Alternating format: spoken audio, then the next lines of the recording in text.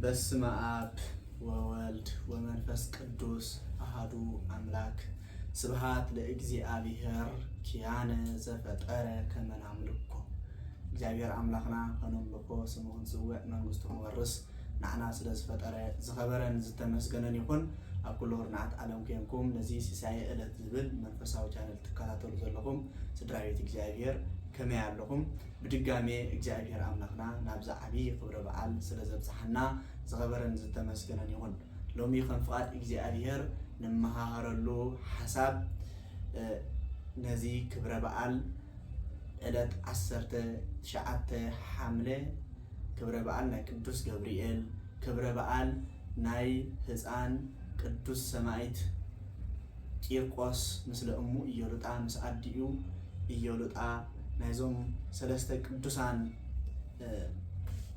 ናይ ቅዱስ ገብርኤልን ናይዞም ክልተ ቅዱሳን ሰማዕታትን አልዒልና ክንዘራረብ ኢና እግዚአብሔር አምላክና ምስጢሩን ጥበቡን ይግለጸልና። መጀመሪያ እዚ በዓል እዚ ናይ ሰማዕታት በዓል እዩ ከምኡውን ናይ መልአክ በዓል እዩ ናይ መላእክት በዓል እዩ ማለት እዩ ናይ መላእክት በዓል ወይ ድማ ናይ መልአክ ናይ ቅዱስ ገብርኤል በዓል ክንብል ከለና ቅዱስ ገብርኤል መልአክ ዓብይ ስራሕ ዝሰርሓሉ በዓል ስለ ዝኾነ እዩ ማለት እዩ እቲ ስራሕ ንሱ ድማ እንታይ እንተርአ ተባሂሉ ንሰማዕት ህፃን ቅዱስ ቂርቆስን ንኣዲኡ ኢየሉጣን ካብ ዝፈልሕ ማይ ወይ ድማ ካብ ዝፈልሐ ማይ ካብ ዓብይ ድስቲ ዝፈልሐ ማይ ዘውፅኦም ካብ መከራ ዘናገፎም እዩ ማለት እዩ ካብ መከራ ስጋ ዘናገፈሎም ዕለት እዩ በዚ ዕለት ድማ ቅዱስ ገብርኤል ይኽበር ከምኡውን ህፃን ሰማዕት ቅዱስ ቂርቆስን ኣዲኡ ኢየሉጣን ድማ ገድሎም ቅድሚ እግዚአብሔር ክውን ዝገበሩ ስለ እግዚአብሔር ኢሎም መከራ ዝተቀበሉ ስለ ሃይማኖት ኢሎም መከራ ዝተቀበሉ ንስጎኦም ኣድኪሞም ብነፍሶም ድማ ጉልበት ዝረኸብሉ ዕለት እዩ ማለት እዩ ከምኡውን ተራዳእነት ኣቀዲምና ዝበልና ከዓ ተራዳእነት ናይ መላእክት ማዕርኽ እንደይ ንዓና ንደቂ ሰባት ብሃይማኖት ንዝኣመና ብመከራ ኣብ ሃይማኖትና ንዝፀናዕና ሰባት ማዕርኽ እንደይ ከም ዝረድኡና ካብ ግፉእ ከም ዘናግፉና ዘማራይ ዳዊት ከም ዝበሎ ይተአየን መልአከ እግዚአብሔር ኣውዶሙ መልአክ እግዚአብሔር ድማ ኣብ ዙርያ እቶም ዝፈርሕዎ ይሰፍር ካብ ግፉእውን የድሕኖም ከም ዝበለ ነቶም ንእግዚአብሔር ዝፈርሑ ንቂርቆስን ንኢየሉጣን ኣብ ዙርያኦም ኮይኑ ካብ መከራ ዘናገፈሉ ዕለት እዩ ማለት እዩ ቂርቆስ ማለት ኣዝዩ ሙኡዝ ዝኾነ ሽታ ዘለዎ ዕንበባ እዩ ይብል ሙኡዝ ዝኾነ ሽታ ዘለዎ ጽጌ እዩ ይብል ማለት እዩ ደራሲ ነዚ ክደርስ ከሎ ሰላም ለከ ቂርቆስ ህፃን ዘፍካርየሁ ተብህለ ጽጌ ሙኡዝ እፍራን ይብል ማለት እዩ ሰላም ንዓኻ ይኹን ህፃን ዝኾንካ ቂርቆስ ናይ ትርጉም ስምካ ድማ ሙኡዝ ሽታ ዘለዎ ትርጉም ሙኡዝ ሽታ ዝብል ትርጉም ዘውህብ ቅዱስ ሰማዕት ህፃን ቂርቆስ ሰላም ንዓኻ ይኹን ይብል ማለት እዩ ቅዱስ ያሬድ ገልጾም ከለውን ቂርቆስ ህፃን አንጌቤናይ ወልደ አንጌቤናይት ይብል ማለት እዩ አንጌቤናይ ማለት ብክልተ ይፈትሕዎ ሊቃውንት ኣዋልደ ነገስት ወይ ድማ ደቂቀ ነገስት ኢሎም ፈትሕዎ ወዲ ንጉስ ደቂ ነገስታት ኢሎም ፈትሕዎ ከምኡውን አንጌቤናይ ማለት ቦታ እዩ ካብሮም እቲ ንጉስ ሃይማኖትኩም ቀይሩ ኢሉ መሰሳጎጎም ናብ አንጌቤናይ ዝበሃል ቦታ ከም ዝኸዱ ብክልቲኡ ዘባኣስ ምስጢር ኣይኮነን ብሃገር ክፅዋዓን ከሎ ደቂ አንጌቤናይ ይበሃሉሎ ማለት እዩ ብነገስታት ክፅዋዓን ከሎ ድማ ናቶም ትውልዶም ሓረጎም ይገልጽ ኣሎ ማለት እዩ ስለዚ ናይ ቂርቆስና ኢየሉጣን ኣዝዩ ዘደንቕ ግን ናይ ደቂ ነገስታት ከለው ካብ ሓረግ ወለዶ ነገስታት ከላ ኢየሉጣ ካብ ምድራዊ ንግስነት ሰማያዊ ንግስነት ይሕሸኒ ብምባል ነቲ ናይ ዘይሓልፍ መንግስቲ ናይ ሰማያት ነቲ ዘይሓልፍ ንጉስ እግዚአብሔር ናቱ ትእዛዝ ምኽታል ይሕሸኒ ንዑ ምስማር ይሕሸኒ ኢላ ኣብ ሃይማኖታ ክትጸንዕ ከላ እዩ ዝርአ ማለት እዩ ሎሚ እኮ ንዓይኒ ንዓኹምን ንማንም ሰብ ምድራዊ ንግስነት ኣታሊልና እዩ ማለት እዩ ምድራዊ ሃብታ ኣታሊልና እዩ ማለት እዩ ሃይማኖትና ኣቐይርና እዩ ካብ ሰባት ኣነፂልና እዩ ምድራዊ ሃብቲ ምድራዊ መብልዕ ምድራዊ መስተ ኢየሉጣ ግን ሰማያዊ ሃብቲ እምበር ምድራዊ ሃብቲ ኣይረኣየትን ሰማያዊ ንግስነት እምበር ምድራዊ ንግስነት ኣይረኣየትን ማለት እዩ ስለዚ እቲ ገድሊ ካብዚ ዝጅምር ናይ ሮም ንጉስ ሃይማኖት ክቀይሪ ክሳብ ፍርቂ ንግስነተይ ክህበኪ ትደልዮ ህይወት ክህበኪ ድማ ንስጋኽ ዝጠቕመክ ዝነበረ ክህበኪ በላሞ ተባሪራ ወፀትካው ተባሪራ ወፀት እዚ ምድራዊ ሃብቲ ነባሪ ይኮነን ዘለዓለማዊ ሃብቲ ሕሸኒ ነጣዖት ስገድ ተባህለት ነጣዖት ኣነ ኣይሰግድን ኣነ ዝሰግደሉን ኣነ ዘምልኾን ሓደ ኣምላኽ ኣለኒ ምብባል ወፀት ይብል ካብቲ ቦታ ንሱ ምስ ወፀት እውን ኩሉ ግዜ ፀላእ ሰናያት ብፍላይ ቅዱሳን ኣብ ሃይማኖቶም ዝገብርዎ ገድሊ ከቋርፁ አይደልን እዩ ምክንያቱ ሓደ መዓልቲ ገድሊ ምስ በዝሖም ካብቲ ገድሊ ሸተት ኢሎም ናፍቲ ናይ ፀላእ ሰናያት ወይ ድማ ናፍቲ ካብ ሃይማኖቶም ክቅይሩ ደልይዎም ዘሎ መንፈስ ዝወፅሉ ግዜ ይፅበ ማለት እዩ ዘማራዳይቱ ነዚ ክገልጽ እንከሎ ብዙሕ ህማሞሙ ለጻድቃን ወእግዚአብሔር ያድህኖሙ ናይ ጻድቃን ሕማም ናይ ሰማዕታት መከራ ናይ ጻድቃን ሕማም ናይ ሰማዕታት ፈተና ብዙሕ እዩ ነገር ግን ካብቲ ብዙሕ ድማ እግዚአብሔር ይድህኖም ይብል በአምላክ ዳዊት ማለት እዩ ስለዚህ ካብቲ ናይ ሮም ንጉስ ኣነ ሃይማኖት አይቀይርኒ ኣነ እግዚአብሔር ዘስምር ኣነ ናብ እግዚአብሔር ይሰግድ ናብ ጣዖት አይሰግድን ኢላ ካኡ ምስተባረረት እጸላእ ናይ ጸላእ ሰናያት መንፈስ ተኸተላይ ከይዱ ናፍቲ ዝኸደቶ ቦታ ፈተና መን ይኽትበሃል በላ ኣነ ስመይ ክርስቲያን ይበለ ክንደይ ክዳም ክርስቲያን ዝበ ክርስቲያን ነዚ ከነስተብረሉ ዝግበአና ስመይ ክርስቲያን ይበለ አውራጃይ ፈለየትን በዓዳ በቲ ናይ ስጋ ዓዳ ትነብረሉ ዓዲ ኣብዚ ዓዳ ይበለትን ስማውን እየሩጣ ባህላ መጀመሪያ ይመለሰትን ኣነ ክርስቲያን ይበለት ናይ ኩላትና ስም እኮ ምናልባሽ ተፈላለየ መፀውዒ ስም ክልወና ክእል ናይ ሕብረት ስም ግን ክርስቲያን ናይ ኩላትና ስም ማለት እዩ በ40 በ80 ውሉድ እግዚአብሔር ዝኾና ስምና ክርስቲያን ሎሙ ግን ይትረፍት ክርስቲያን ዝብል ሽም በዓድን ብአውራጃን ተፈላለዩና ዘለና ማለት ፍላይ ኣብ ስደት ክርስትናና አጥፊና ዘለና ሰማዕታት ግን በቲ ዝነብሩዎ ናይ ግዜ ዓዶም አይሕበኑን እዮም ነይሮም ሰማያዊ ዓዶም ግን ይሕበኑ ነይሮም ቅዱሳን በቲ ሰማያዊ ሃገር ይሕበኑ ይሕጎሱ ነይሮም እንበር በቲ ንጉስ ዝተዋሃቦም ደረት ናይ ዓዶም ወይ ድማ ናይ ስጋ ናይ ወለዶም ዘጽንሑሎም ቦታ ይኮኑን ዝሕበኑ ነይሮም ማለት እዩ ሎሙ ግን ንሕና ዓድን በዓድን ተፈላለዩና ካብ ሃይማኖትና ለቂቅና ሰማያዊ ዓዲ ወይ ድማ ሰማያዊ ሃገር ዘይኮነ ስለ ምድራዊ ሃገር ክንበኣስን ክንካሰስን ንውዕል ዘለና ኢና ማለት እዩ ከመይ ገርና ኢና ነዞም ቅዱሳን እዚኦም ዳኣኹ መስሎ ፍላይ በዚ ዕለት እዚ ናይ ሰማዕቲ ህፃን ቅዱስ ቂርቆስን ናይ ኢየሉጣን ከነብዕልን ከለና እኮ ንዖኦም ንኽንመስሎም እምበር ነቲ ዕለት ስለንዝክሮ እኮ ኣይኮነን ንሳቶም ድማ ብጸሎቶም በአማላድነቶም በተራዳእነቶም አቅድሚ እግዚአብሔር ቀሪቦም ንዖኦም ናይ ምምሳል ጸጋ ንኽህቡና ማለት እዩ ንሕና ብብቕዓትና ብጸሎትና ንዖኦም ተዘይመሰልና ንሳቶም ንዖኦም ንኽንመስል ንኽሕጉዝና ማለት እዩ ስለዚ ኢየሉጣ ስማ ኣይኮነት መጀመርያ ፀዊዓ ዓዳ ወይ ድማ ደረት ናይ ዓዳ አውራጃ ኣይኮነት መጀመርያ ፀዊዓ ስመይ ክርስቲያን በለት መፀውዕ ስም ክዳ በልዋ መፀውዕ ስመይ እንተዳደሊኻ ኢየሉጣ ይበሃል ኢየሉጣ ክርስቲያን ስለዝበለት ግን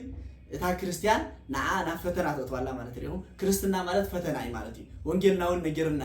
ናይ ዝፈቱን ተራኾይ ናይ ዝበቀ ሰብ መስቀል ተሸክሙ ይከተለኒ መስቀል ማለት እኮ መከራ ማለት እዩ መስቀል ማለት መከራ ማለት እዩ መስቀል ተሸክሚ ይከተለኒ ማለት ነቲ ናይ ክርስትና ነቲ ኣብ ክርስትና ዝኽፈል ዋጋ ቅቡል ገይሩ ይከተለኒ ማለት እዩ ስለዚ ከምታ ቀዲሙ ኣብ ሮማ ወይ ድማ ሮማዊ ንጉስ ኣብ ሮም ንጣዖት ንኽሰግድ ዝገደዳ ንጣዖት ንኽሰግድ ድማ ገደድዋ ይብል ኣነ ንጣዖት ኣይሰግድኒ ሃይማኖትና ናትና የተኽክለኛ ሃይማኖት ኢላ መስከረት ሰማዕቲ ዝተባሃለቱ እነዚያ ሰማዕቲ ማለት ትርጉሙ ስም ካብ ዝብል ግዛው ክስ ክወፅእ እንከሎ ምስክር ማለት እዩ ምስክር ማለት እዩ ወንጌልናውን ኣብ ወንጌል ማቴዎስ ምዕራፍ 10 ስለ ስመይ አቅድሚ ህዝብ ዝምስክር ኣነ ድማ ኣብታት መጽእ አቅድሚ ኣቦይ ክምስክረሉ ይብል ኣብታት መጽእ ዓለም አቅድሚ ኣቦይ ክምስክረሉ ይብል ስለዚ ሰማዕቲ ኢየሉጣ ስለ ስም ናይ እግዚአብሔር ስለ ነታ ትኽክለኛ ሃይማኖት ስለ ህላውነት ናይ እግዚአብሔር ስለ ሰማያዊ ህይወት አቅድሚ ነገስታት ከሓፈረት መስከረት ትክክለኛ እምነት ግን ናትና ኢሎም ድማ ንሳቶም ከም ዝተኻራኸሩዋ ይነግረና ማለት እዩ ህፃን ቂርቆስ ሒዛቶ ተሰዲዳ ስለ ዝነበረት ካብቲ መበቆል ዓዳ ወፅያ ስለ ዝነበረት እሞ ሕማቅን ፅቡቅ ገይሩ ዘይፈለየ ህፃን ብዕድሚኡ ንእሽተይ ዝኾነ ህፃን ንፀውዕ እሞ ኣየናይ ምዃኑ ትክክለኛ ሃይማኖት ንሱ ብዝመስከሮ ወይ ድማ ንዕኡ ብዝተገልፀሉ ክንከይድ በለቶ ይብል እሺ ኢሎም ወፁ ናብ ሓደ ቦታ ምስ ወፁ ንህፃን ቂርቆስ ኣብ መገዲ ይረኽብዎ መን ኢኻ ትበሃል ዝወደይ በልዎ ደስ ትብል በልዎ መጀመርያ ደስ ትብል ሓጎስ ዝተመልኣኻ ኢኻ ትመስል መንፈስ ቅዱስ ዘለዎ መልክዕ ሒዙ እዩ ተራእይዎም ማለት እዩ ስለዚ ሓጎስ ዝተመልኣኻ ትመስል ደስ ትብል ምስ በልዎ እወ ብርግፅ ኣነ እሞ ሓጎስ ዝተመልኣኹ እየ ነቶም ኣላውያን ነቶም ሃይማኖት ዘይብሎም ነቶም ክሓቲ ግን ነቶም ዝኽሕዱ ስም እግዚኣብሔር ዝኽሕዱ ክርስትና ዝኽሕዱ ግን ኢሉ ሓጎስ የብሎምን ደስታውን የብሎምን በሎ ህፃን ወዲ 3 ዓመት ማለት ይሪኦም ኣለኹም ምእመናን እግዚአብሔር ኩሉ ገብሪ ብህፃናት ገይሩ ልበ ኣምላክ ዳዊት ኣብ መዝሙር 8 ጽቡቕ ገይሩ ከም ዝነገረና እንታይ ልሎ እምኣፈ ደቂቅ ወህፃናት ኣስተዳለከ ስብሃተ ከመ ትስቶ ለጸላኢ በእንተ ጸላኢ ንጸላኢ ንምሽናፍ ድማ ኣብ ኣፍ ህፃናት ምስጋናኻ ኣዳለኻ ከም ዝበለ ሳቶም ቶም ካብ ሃይማኖት ዝኸሓዱ ንክርስትና ንምጥፋእ ዝፅዕሩ ዘለዉ ንኢየሉጣውን ናፍትናቶም እምነት ንኽእምንዋ ዝፅዕሩ ዘለዉ ሰባት ብናይ ቅዱስ ቂርቆስ አንደበት ገይሩ ከስተምሮም ከሎ እግዚአብሔር ይናገር ማለት እግዚአብሔር ሳነ ነገር የለን ሎሚ ሰብ ህፃናት ከም ኢሎም ተዛሪቦም ክንብል ከለና ኣብ መጽሐፍ ኣዋልድ ስለ ዝርከብ ኣብ መጽሐፍ ቅዱስና ኣብታ መጽሐፍ ቅዱስ ስለ ዘይተረኽበት ነዚ ተረት ኮይኑ ዝርድኦ ሰብ ብዙሕ እዩ ህፃን ወዲ 3 ዓመት ከመይ ገይሩ ከም ዝብል ሰብ ብዙሕ እዩ ነገር ግን ንሕና መልስና እንታይ እስማ ኣልቦ ነገር ዘይሰኣኖ ለእግዚአብሔር ንእግዚአብሔር ዝሰኣኖ ነገር እኮ የለን ኣብ መጽሐፍ ቅዱስና ይትረፍ ህፃናት የእማን ተዛረቡ ዝብል ጽሑፍ ተጻሒፉ ኣብ ሆሳዕና ኢየሱስ ክርስቶስ ብክብሪ ክመጽእ እንከሎ የእማን አመስገኑ ሆሳዕና በአርያም ብሩክ ዘይመጽእ በስመ እግዚአብሔር ሆሳዕና ለወልደ ዳዊት ኢሎም አመስገኑ ይብል የእማን አመስገኑ ዝብል ኣብ መጽሐፍ ቅዱስ ከአምን ዘይተሸገረ ወዲ 3 ዓመት ግን ነቲ ዘይአማን ሰብ ገሲጽዎ ዝብል ቃል ከአምን ዝሽገር ግን እንታይ ዓይነት ህልናይ ማለት እዩ ስለዚ ነዚ እንታይ መጽሐፍ ቅዱስ ነዞም ከምዚ ዝበሉ ዘይአምኑ መጽሐፍ ቅዱስ እንታይ ሊገልጾም እዝንቦሙ ወይሰሙ ዓይንቦሙ ወይሪእዩ ልብቦሙ ወይያስብሉ ነዚኦም ይገልጾም ማለት እዩ እዝንለዎም አይሰምዑን እዮም የእንትለዎም አይሪእን እዮም ልብለዎም አይሐስቡን እዮም ይዝብል ማለት እዩ የእምሮሎም ያስተውዕሉን እዮም ይዝብል ማለት እዩ ስለዚ ከስተውዕል ዘይደለየ ዘይአማኒ ከአምን አይክልን ንኸአምን ድሉ ዘይኮነ ከአምን አይክልን ስለዚ ሰማዕት ቅዱስ ቂርቆስ ድማ መለሰ ብርግጽና ሓጎስ ኣለኒ ንሓደ ኣምላኽ የዘምልኽ ንሓደ ኣምላኽ የሰግድ ሓንቲ ሃይማኖተይ ኣብ መጽሐፍ ቅዱስና ተጻሒፉ ከም ዘሎ ሓንቲ ሃይማኖት ሓንቲ ጥምቀት ሓደ ኣምላኽ ሓደ ጎይታ ተባሂሉ ተጻሒፉ ከም ዘሎ ስለዚ ኣምን ሓጎስ ዝተመልኣኹ እየ ነቶም በዘይ ሰለስተ ነገር ዘይኣምኑ ግን ሓጎስ የብሎምን ዝብል መጽሐፍ ቅዱስ ኢሉ መለሰሉ ይሕፈሮ ማለት እዩ መን ኢኻ ስምካ ብሎ ኣቀዲመ ከም ዝበልኩኹም ነዲኡ ዝመስል ክርስቲያን ስመ ይበለ ኣነ ክርስቲያን ይበለ ንዕኡ እውን እምነት ከቐይርዎ ወይ ድማ በሊሕ ምዃኑ ፈሊጦም ብናቱ ቃል ወይ ድማ ብናቱ ውሳኔ ኣዲኡ ኢየሉጣ ተኣምን ናፍቲ ዝደለይዎ ተኣምን ምዃና ፈሊጦም ስለዝመፁ ናኡ ሃይማኖት ከቐይርዎ ኢሎም ድማ መኸርዎ ኖ ኣነ ሓደ ኣምላኸይ ሓንቲ ሃይማኖተይ ነጣኣቱን ኣይሰግድን ሓደ ኣምላኸይ ክብሪ ዝህብ በለ ሰማዕት ማለት እዩ ምስክር ማለት እዩ ንሃዋርያት ዝተዋሃበ ቃል እዩ ካብ ጫፍ ዓለም ክሳብ ጫፍ ዓለም ምስክረይ ትኾኑ ክትኮኑ ኢኹም ካብ ጫፍ ሰማርያ ክሳብ ጫፍ ይሁዳ ምስክረይ ክትኮኑ ኢኹም ኢሉ ንሃዋርያት ኣብ ግብረ ሃዋርያት ዝኣዘዞም ትእዛዝ ነቶም ኣብ ትሕቲ ሃዋርያት ዝተሃንጹ ቅዱሳን ሰማዕታት እውን ዝምልከት እዩ ንኹላትና ክርስትና እውን ዝምልከት እዩ ማለት እዩ ስለዚ ናይ ሃዋርያት ግብሪ ዝፈጸመሉ ዕለት እዩ ማለት ሰማዕት ቅዱስ ቂርቆስ ነዚ ሃይማኖት እዚ ድማ መስከረ እቶም ኣላውያን ቶም ዘይኣመንቲ ድማ ተረትዕ ማለት እዩ ኩሉ ግዜ ሰነፍ ሰብ ብሓሳቡ ከረዳእካ كابزي كأله بحيلي زفتناك بحساباتهم كردوا ما يكالون بمصحف قدس مسارات ويدما بتتنت أبغاكسانا إمنت كردوا ما يكالون زردا أمنت سلزي يقولهم تخكلني أمنت سلزي يقولهم تخكلني حساب سلزي يقولهم نعم كسمع وما يكال بحيلهم دم فتنوا يبل مالتي أنا كريستيان يدو هسان قدس كيرقوس كمسكرن كله بزح قفعي أوردلو حدا خابت قفعتات انتا ينيرو شوعات تندينا حاتين شوعات حاتين أرسينكو اتا 4 حاتين برسو كأتهم زلوو كبارو للي اتخلت حاتين دما بأفنشو اتخلت حاتين بهلتي أزنو كم زيكيركم أساقي وبلا قدس ملأخو ليه እግዚአብሔር አምላክ ካብዝ ስቃይ ዚ ድማ ደስ ሳቦለ መልአኹሞ አው ሆሎ ቁስና ሓወየሉ ይብል ምንም ንሱ ዝራአየ ዝነበረ ናይቲ እሳት ዋዒ ኣይኮነን ዝራአየ ነይሩ ናይቲ እሳት ዋዒ ኣይኮነን ዝራአየ ነይሩ ናይ መንዳ ዝራአየ ነይሩ ናይ ሃይማኖት ሓይሊ ናይ ሰማያዊ ሃብቲ ብድሕሪ ዝርከብ በረኸት ብድሕሪ ፈተና ዝርከብ በረኸት ዝራአየ ነይሩ ማለት እዩ ስለዚ ሃይማኖትና ከም ዝገረም ዝኸፈሉ ዋጋ ዝኸፈሉ ላ እምነት ያ ሃይማኖት እዚኣ ማለት እዩ ሐዋርያ ጳውሎስ ኣብ ዕብራውያን ምዕራፍ 11 ካብ ፍቕዲ 33 ጀሚሩ ክዛረብን ከሎ በሃይማኖቶም ድማ ኃይል እሳት ዘጥፍኡ ቅዱሳን ኣለውና ይብል ይምካ በሃይማኖቶም ገሮም ኃይል እሳት ዘጥፍኡ ኣለውና ቀጽሉ በሃይማኖቶም ገሮም አፍ አናብስት ዘዓጸው ኣለውና ይብል አፍ አናብስት ዘዓጸው ኣለውና ነብዓል ዳንኤል ንኸጠቅስ ማለት ነብይ እግዚአብሔር ዳንኤል ኣብ ጉድጓድ አናብስት ምስተደርበ ምንም ከይኮነ ወፀ ዝራአዮ ዝነበረ አስናን ናይ አናብስት ዘይኮነ መርቅብ ቃም አስናን ናይቶም አናብስት ዘይኮነ ናይ መኒ ምህረት እግዚአብሔር ዝራአዮ ነይሩ ሰማዕት ቅዱስ ቂርቆስ ወን ዋዓይ ናይቲ እሳት ናይቲ መከራ እሳት ዘይኮነ ዝራአዮ ነይሩ ናይ መኒ ዝራአዮ ነይሩ ማለት ሰማያዊ ምህረት ብድሕሪ ዝረኽቦ ጸጋ ብድሕሪ ዝረኽቦ አኽሊል ዓወት ነዚ ዝራአዮ ነይሩ ማለት ያዕቆብ ወን መልእኽቱ ከስተምረና እንከሎ ኣብ ቀዳማይ ኣብ ምዕራፍ 1 ያዕቆብ ከፍቅድ 12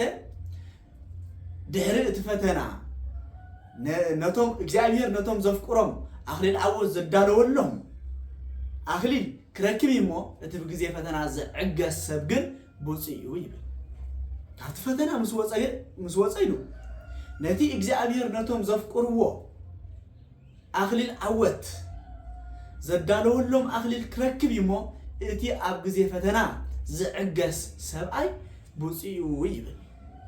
ስለዚ ህፃን ቅዱስ ቂርቆስ ነዚ ነዚ ቃል እዚ መሪሕነት ብምግባር ማለት እዩ ብድሕሪ ዝርኢ ነይሩ ንውልድ ወለዶ ከዓ ክሳብ ሕጂ ህፃን ቂርቆስ ቅዱስ ቂርቆስ ጸልየልና ኣማልደና እንዳበልና ስሙ ንጽውዕ ዓዱ ንጽውዕ ስመዲ ንጽውዕ ሃይማኖት ንጽውዕ ኣምላኹ ንጽውዕ መልአኹ ከዓ ንጽውዕ ቅዱስ ገብርኤል መልአኹ ንጽውዕ ማለት እዩ ስለዚህ ክሳብ ዝሕጂ ክሳብ ዝለማዓንቲ ክብረ በዓል ዝኽበረሉ ስሙ እንዳተጸውዕ ዝኸይድ ዘሎ ነዚ ትዕግስቲ እዚ ስለ ዝተዓገሰ እዩ ትዕግስቲ ብጣዕሚ ዓብይ ዋጋ እዩ ዘለዎ ምእመናን ወንጌልና እውን ከረደና ከሎ እንታይ ኢልና ኣሎ እስመ በትዕግስትክሙ ታጠርይዋ ለነፍስክሙ ብትዕግስትኩም ድማ ንነፍስኩም ክትገዝእዋኹም ኢሉ ናይ ነፍስና ዋጋ ትዕግስቲ ቆይ ትዕግስቲ ዘይብሉ ሰብ እኮ ንነፍሱ ታክገብር ኣይክእልን ማለት እዩ ክገዝኣ ኣይክእልን ነፍሱ ክገዝኣ ኣይክእልን ቅዱስ ቂርቆስ በቲ ዘጋጥሞ ዝነበረ መከራ በቲ ኣብ እሳት ብዝረሰነ ሓፂን ገይሮም ብውስጥ ነፍሱ ከሕልፎ ከሎ ብውስጥ ስጉ ከሕልፎ ከሎ ነቲ መከራ ንሱ ተዝሪኦ ሎሚ ስሙ ምስ ተዘከረ ሎሚ ብክብሪ ሰማዕትነት አኽሊል ናይ ሰማዕትነት ደፊኡ ኣብ ገነት መንግስተ ሰማያት ኣብ ቅድሚ እግዚአብሔር አምላኹ ምስተሓጎሰ ነይሩ ኣይ ምስተሓጎሰ ነይሩ ተዘይዕገስ ነይሩ ማለት እዩ ብትዕግስቲ ግን ንነፍሱ ታገይርዋ ዓዲግዋ ባር ቅዱስ ቂርቆስ ማለት ሰማዕት ምስክር እዩ ወንጌላዊ ማለት እዩ ብትእዛዝ ናይ ወንጌል ስለ ዝኸደ ወንጌልና ስለ ትዕግስቲ ዋጋ ናይ ትዕግስቲ ክነግርን ከሎ ብዙሕ ስለ ትዕግስቲ ተዛሪቢ ኢየሱስ ክርስቶስ ኣብ መዋዕለ ስጋውነቱ ንሐዋርያት ዘስተምሃሮም ቃል ሓደ ቃል ኣሎ ወአንቱም ሰባቱ እንቲያ የተአገስኩሙ ምስሌየ በህማሜ ወአነኒ አስተዳሉ ለክሙ መንግስተ ዘበሰማያት ወንጌል ሉቃስ ምዕራፍ 22 ወደ 28 ማለት እዩ ንስኻትኩም ግን ብሕማም ንዓይ መሲልኩምን ኢኹም ንዓይ መሲልኩም ተዓጊዝኩም ኢኹም ኣብ ሃይማኖትኩም ጸኒዕኹም ኢኹም ዋጋ ናይ ትዕግስትኩም ድማ ሰማያዊ መንግስቲ ከዳልወልኩም ይብል ማለት እዩ እግዚአብሔር ዘይሕሰቃሉ ማለት እዩ ብዘይሕሰቃሉ ናዋርያ ዝነገሮም ቃል እግዚአብሔር አይሕስኒ ብትዕግስት በዚ ብትዕግስት ንዓይ ዝመሰልኩምኒ ብትዕግስት ንዓይ ስለ ዝመሰልኩምኒ ኣብ ሰማያት መንግስቲ ወይ ድማ መሕደሪ ከዳልወልኩም በለ ብምድራውያን ነገስታት ሐዋርያት ብምድራውያን ነገስታት ተፈናቂሎም ዝኸዲኦም ብምድራውያን ካብ ምድራዊ ንግስነት ይትረፈና ኢሎም ዝኸዲኦም ኩላቱ ስለዚ ነዚ ኣብ ምድሪ ዝኸሰርኩሞ ንግስነት እሞኸ መከራ ንምቅባል ዝኸፈልኩሞ ዋጋ ብትዕግስቲ ንዓይ ዝመሰልኩምኒ ኣብ ሰማያዊ ሃብቲ ኣብ ሰማያዊ መንግስቲ ከዳልወልኩም ይብሎም ማለት እዩ ብዘይሕሰቃሉ ማለት እዩ እግዚአብሔር አምላክ ክብርን ምስጋናን ኣምልኮት ስግደትን ንዕኡ ይኹን እግዚአብሔር አምላክ ከመይ ብትዕግስቲ ንዓይ መሲልኩምን ኢሉ እንተራእልና እግዚአብሔር ተዓጊሲ ማለት እዩ ከም እንተራ ተባይሉ ካብ ጽንስ ጀሚሩ ካብ ጽንሰት ማፀን ድንግል ማርያም ጀሚሩ ቅድስት ድንግል ማርያም ብዘይ ምርመር ወይ ድማ በመንፈሳዊ ኃይሊ ካብ መንፈስ ቅዱስ እታ ኣብ ማህፀና ዘሎ ካብ መንፈስ ቅዱስ እዩ ምስተባሃለ አይሁድ ኣብ ማህፀና እንከሎ እቲ ጥንሲ ንሳውን ተቆራሪፃ ንክድረ ማያ ዘለፋ ዝበሃል ኣስትዮማዮም ማለት እዩ ስለዚ ካብዚ ዝጅምር እግዚአብሔር ብትዕግስቲ ስኢሉ ይርኦም ነበረ ከምኡውን ተወልደ ኣብ ቤተልሔም ምስተወለደ ካብ ቤተልሔም ናብ በረኻ ግብፅ ኣሳዲዶሞ ገና ካብ ወዲ ትሕቲ 2 ዓመት ማለት እዩ ካብ ወዲ ትሕቲ 2 ዓመት ዘበለ ንሱ እንታይ ይኹን ተባሂሉ ማለት እዩ ይሰደድ ይቀተል ይተሓረድ ተባሂሉ ወፀ ብትዕግስቲ ወፀ ማለት እዩ ዋጋ ከፊሉ ብትዕግስቲ ወፀ ካብ ስደት ድማ መፀ ካብ ስደት ምስ መፀውን ካብ ጥምቀት ጀሚሩ ነገዳመ ቆሮንጦስ ምስ ከደ ዲያብሎስ ድማ ንዕኡ ንክፍትን ናብኡ ኸደ ይዝብል ንዕኡ ንክፍትን ናብኡ ኸደ ንዕኡን ብትዕግስቲ ሓለፎ ብድሕሪ መፂውን ብአይሁድ ብዙሕ ግዜ ተፈተነ ክሳብ ስቕለት ተፈተነ ማለት እዩ ንዕኡን ብትዕግስቲ ሓለፎ ስለዚ ንሐዋርያት ንህፃን ቅዱስ ቂርቆስ ንኣዲ ኢየሉጣ ሁሎም ሰማዕታት ብትዕግስቲ ንዓይ ስለ ዝመሰልኩምኒ ዘይሓልፍ ሰላም ዘይሓልፍ ንግስነት ክህበኩም ኢሎም ማለት እዩ ስለዚ እቲ ብትዕግስቲ ንኩሉ ፈተናታት ብትዕግስቲ ዝሓልፎ ብፁዕ እዩ ከም ዝበለና ያዕቆብ ብትዕግስቲ ሓለፍዎ ማለት እዩ ከምኡውን ብዙሕ ተኣምራት ኣብ መንኮራኩር ወይ ድማ ንሱ ኣብ ዝደኽመሉ ኣብ ማሽን እትዮም ድማ ንዕኡ እንታይ ገበርዎ ካብኡ ምስ ተንስአ ተንስኡን ኣነ እውን ክርስቲያን እየ ዝብል መምናን ካብቲ ዝረኸቦ መከራ ተንስኡ ኣነ ሕጂ እውን ክርስቲያን እየ ዝምስክር ማለት እዩ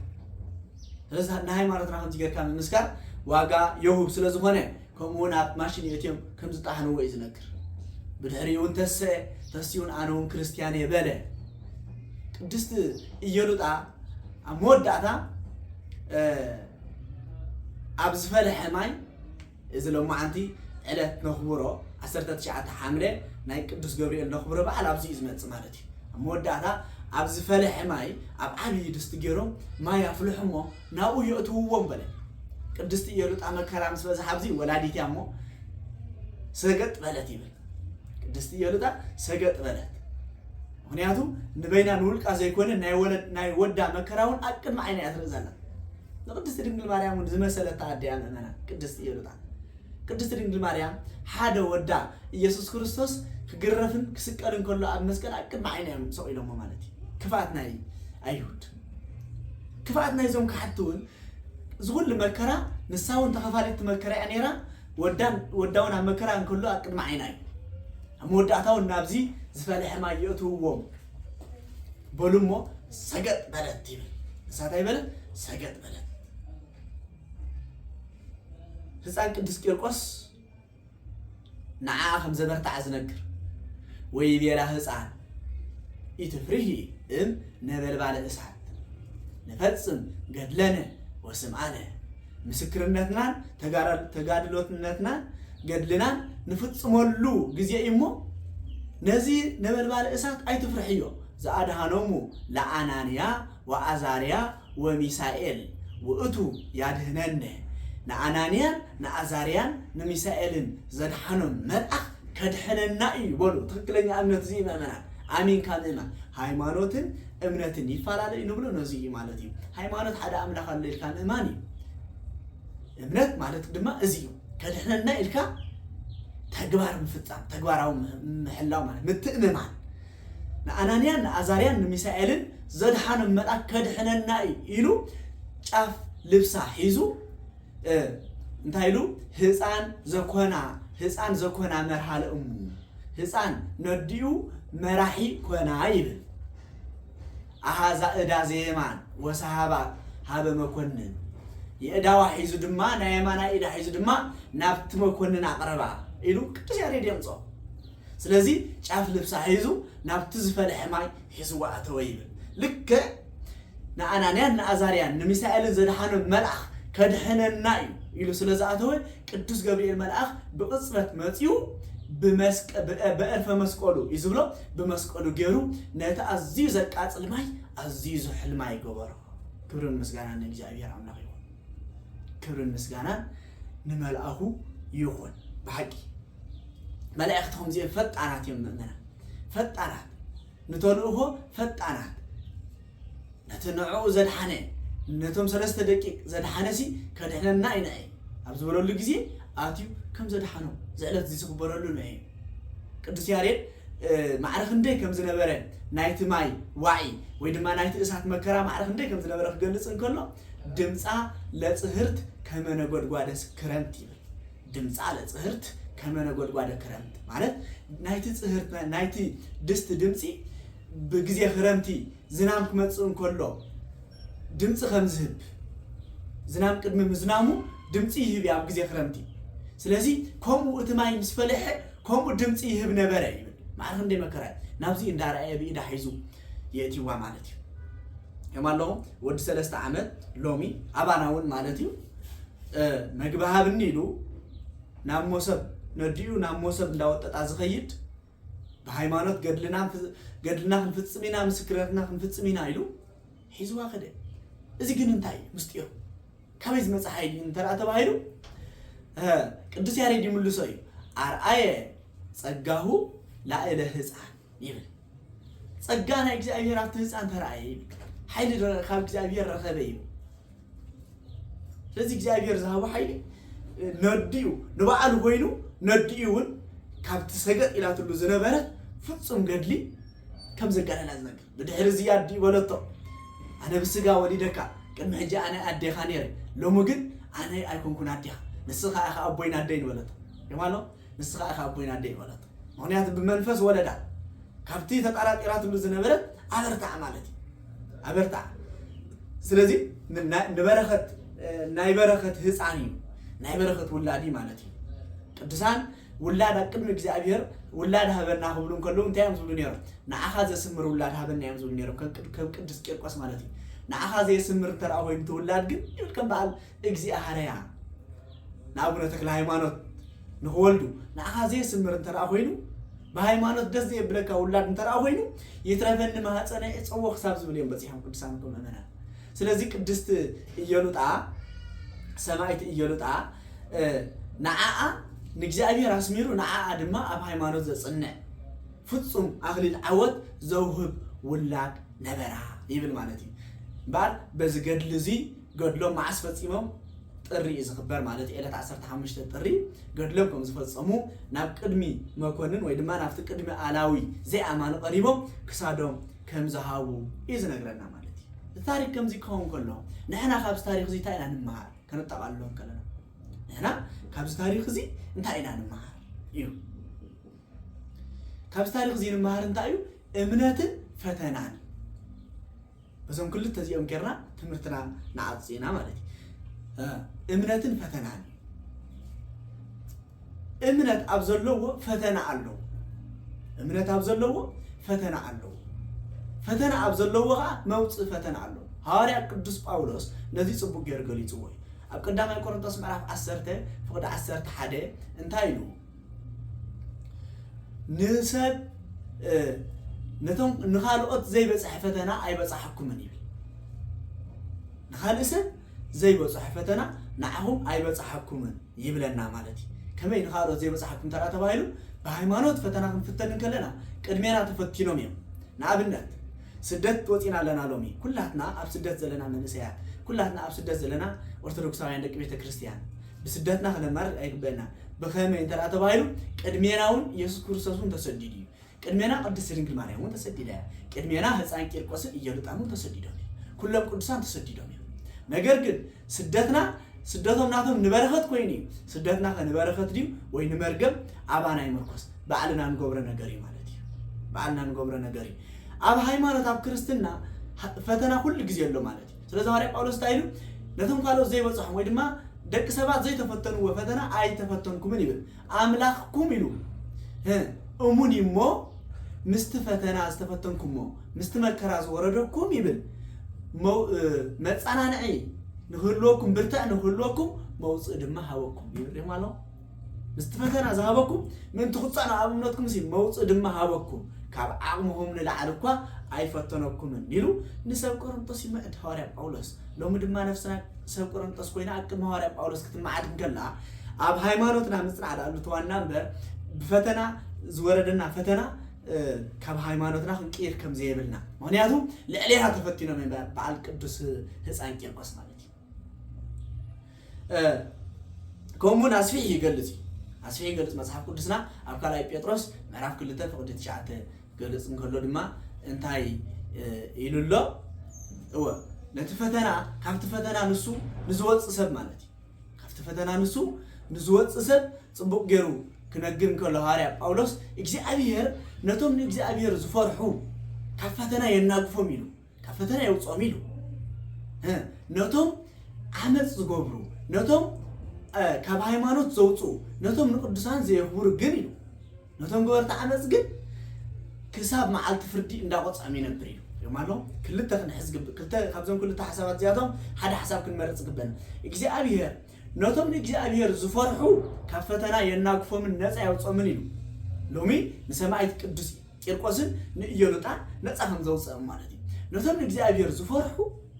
ካብ ፈተና ነፃ ያውፅኦም እዩ ነቶም ዓመፅ ዝገብሩ ግን ኢሉ ነቶም ዓመፅ ዝገብሩ ግን እግዚአብሔር ክሳብ መዓልቲ ፍርዲ እንዳቆፅዖም ይጸንሕ ኢሉ ድሕሪ መዓልቲ ፍርዲ ኸ ናብ ዘይሓልፍ መቕፃዕቲ የመሓላልፎም ማለት እዩ ናብ ዘይውዳእ መቕፃዕቲ ገሃነመ እሳት ካብኡ እግዚአብሔር ኣምላኽ ይሰውረና ከምኡውን ኩሉ ግዜ ንጽልዮ ጸሎት ኣሎ ኩሉ ግዜ ንጽልዮ ጸሎት ኢታብአን እግዚኦ ውስተ መንሱ ማለት አቡነ ዘበሰማያት ክንጽልን ከለና ኣብ ፈተና ኣይተእትወና ካብ ኩሉ መከራ ኣድሕነና እምበር ኣብ ፈተና ኣይተእትወና ንብል ኣብ ፈተና ኣይተእትወና ክንብል ከለና እዚያ ወንጌል ማቴዎስ ምዕራፍ 6 ተነገረልና ኣሎ ኣብ ፈተና ኣይተእትወና ክንብል ከለና ኣብ ሃይማኖት ወይ ድማ ኣብ እምነት ፈተና ዘይብሉ ህይወት ክንነብር ሃበና ማለት ኣይኮነ ወይ ድማ ካብ ፈተና ኣርሐቀና ማለት ኣይኮነ ምክንያቱ ታይላይና ንዛዝሞ ዘለና እምነትን ፈተና ዘይብሉ እምነት የለን ንምንታይ ዳ ፈተና ኣይተእትወና ኢልና ንጽሊ ነዚ ሊቃውንቲ ከብራህርሁ ከሎ ኣብ አንድምታ እንታይ ሎም ኣብራህርዮም ኣለዉ ኣብ ፈተና ኣይተእትወና ማለት ፈተና ዘይብሉ ህይወት ሃበኒ ማለት ዘይኮነሲ በቲ ፈተና ንሱ ስምካ ከይከየድ ስምካ ሒደውን መከራ ስጋ ከይቅበል ድሕሪ መከራ ስጋ ከዓ መከራ ነፍሲ ከይቅበል አንድም ኢሎም ድማ ካብ ሲኦል እውን ናብ ገሃነመ እሳት ከይሰጋገር መከራ ስጋ ብናይ ሲኦል ዝምሰል መከራ ነፍሲ ድማ ብናይ ገሃነም ይምሰል እሞ ምክንያቱ ሲኦል መጻንሕ እያ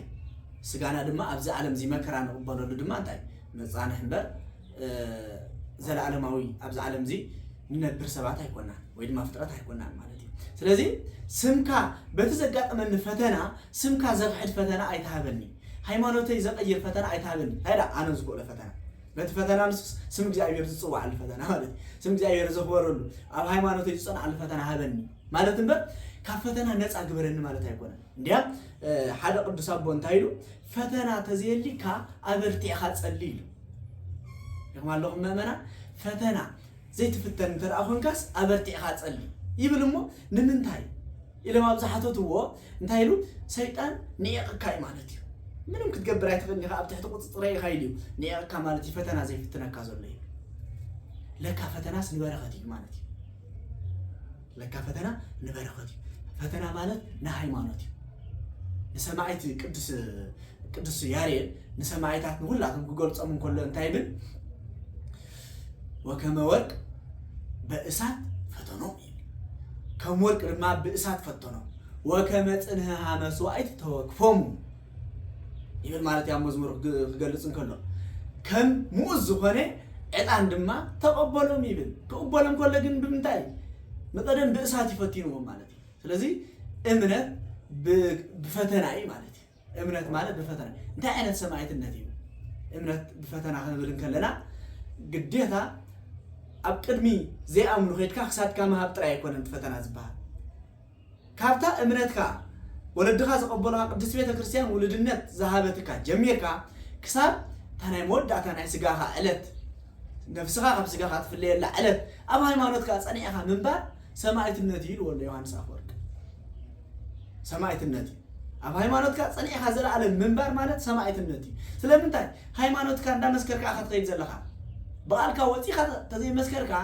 إت إمنتك عندها مسكرك اللي أخذ قيد زلها أبت إمنت صنيعها محرم ده صنع مخانو مالتي سلازم مسكر مالتك أنتاي نيرنا قديمنا سماعت مالتي لازم إمنت فتنا أبز نايلو ما عندك خبرة بعد نريو انتايو كنت نمهارلو أب إمنت كوينا نفتنا فتنا واقع خمسة لو ناي سمعت هزان قدس كيرقوسن ناي يرطان نعون مسكريو هزان تبايلي صوت قدس كيرقوس بمتى هزان زبحان ترى تبايلو بعمتي بعدمي هزان زبحان بصقا እግዚአብሔር ግን ህፃን አይኮነ ቅዱስ ያሬድ ነዚህ ገልጽ እንከለ እንታይ አይደለም እንዘ ህፃን አእበዮ እግዚአብሔር ይብል ህፃን ኩንሱ እግዚአብሔር ግን አብይ ጎበሮ ህፃን ኩንሱ እግዚአብሔር ግን አብይ ጎበሮ አቀድማ ዝበጣ ከምስጣስ ነያ ግን ህፃን ዘኮና መርሃለ እሙ ዘሰለስተ ዓም ይብል ወድ 3 ዓመት ኩንሱ ነታ ወላዲቱ ግን መራሒ ዝኮና ህፃን ይብል ማለት እዩ ስለዚ ሃይማኖትና አቅድሚ አዳባባይ ወጽዮም አብዚ አምኑ ኮይዶም ነዛ ሃይማኖት እዚያ ዝመስኮርላ ሰማዕታት እዮም ማለት እዩ ዘላዓለማዊ ንሃይማኖት ንምስካር ድማ ከምታ ቀዲምና ዝበልናያ ጎይታውን ብዙሕ ሰቃል ነጊርና ንዓይዶም አቅድሚ ህዝቢ አቅድሚ ሰብ ኮይዱ ዝመስከረለይ ኣነውን አቅድሚ አበይኩም መስክረልየ ወ ኣብ ሃይማኖት ጸኒዐ እዩ ነዛ ሃይማኖት እዚያ ድማ ሓሊዋ እዩ ስመይ እውን መስኪር ኢለክ መስክረልየ ይብል ከም ዝበለና ማለት እዩ ሐዋርያ ጳውሎስ እውን መወዳእታ ንጢሞቴዎስ ወዱ ክነግሮ እንከሎ ነው ድማ ኣነ ጉያይ ወዲኤ ኢሉ ሃይማኖተይ ከ ነታ ሃይማኖት ሓልየ ሰናይ ዝኾነ ገድሊ ተጋዲለ ጉያይ ድማ ወዲኤ ሰማያዊ አቦይ ድማ ዘይሓልፍ አኽሊል አዳሊለይ ኣሎ ይብል ማለት እዩ ስለዚ ኣብ ሃይማኖት ካጸኒዕኻ ምንባሩን ንህፃን ቂርቆስን ንኢየሉጣን ይምስል እዩ ንህፃን ቂርቆስን ንኢየሉጣን ምምሳል ድማ ንሳቶም ዝረኸብዎ አኽሊል ዓወት የውህብ እሞ እግዚአብሔር አምላክ ስሞም ፀዊዕና ተስካሮም ጌርና ንዖም ንኽንመስል ቅዱስ ፍቃዱ ይግበረልና ቅዱስ ገብርኤል መልአክ ንህፃን ቅዱስ ሰማዕት ቂርቆስ مساعد يلطع قلطيف موصيخا مكرا زناغفو نعين نعهم ون ابلوم خوينو زጨንቀና ዘሎ حساب ابلوم خوينو زغاطمنا ዘሎ مكرا ابلوم خوينو زغاطمنا ዘሎ ፈተና بመስቀሉ ገይሩ ባሪኹ ካብ حسابنا ካብ ፈተናና ካብ መከራና ነፃ ኸውፃና ቅዱስ ፍቃዱ ይግበረልና እግዚአብሔር አምላክና መልአኩ ይላአኸልና በሐቂ መላእክት ፈጣናት እዮም ሊቀ ሐዋርያት ቅዱስ ጴጥሮስ ካብ ማእሰርቲ ከም ዘውፅኦ ቅዱስ ሚካኤል ንእስራኤላውያን ብለይቲ ብኢድ መልአኹ ገይሩ ብለይቲ ብብርሃን እሳት ብቀትር ድማ ፀሓይ ከይኮነን ብደመና እንዳገበረ እግዚአብሔር አምላክ ብኢድ መልአኹ ገይሩ ከም ዘውፅኦም ንዓይን ንዓኹም ሒዝና ካብ ዘሎ ሓጢያት ድማ መልአኹ ሊኢኹ ይውፃና እግዚአብሔር አምላክ መላእክቲ ማለት ተላእክቲ ካብ እግዚአብሔር ለይትፌነው ለሳይል ከም ዝበለ ቅዱስ ገብርኤል ከም ዝበለ ቅዱስ ያሬድ اللي يتفينو لسايل يبل هذا بكافة أملو اللي يبلنا إلوتو كبرى بعد قلت نقوله نمحرتي لهم دما كاب جزاء بيهر نبدأ كسبات زلا أخو دما زمرة يفتزي أمين يبل مو نمحرت تلاعيهم ካብ መከራና ካብ ስደትና ካብ ሓጢያትና ክምሕሩና ቅዱስ ፍቃድ ይግበረልና እግዚአብሔር አምላኽና ጽኒልኩም ስለሰማዕኩምኒ ኣብ ወትሪ ትገብርዎ ጾምን ጸሎትን እግዚአብሔር ጽኒል ይስማዕኩም ወስብሐት ለእግዚአብሔር ወለወላዲቱ ድንግል ወለመስቀሉ ክቡር አሜን።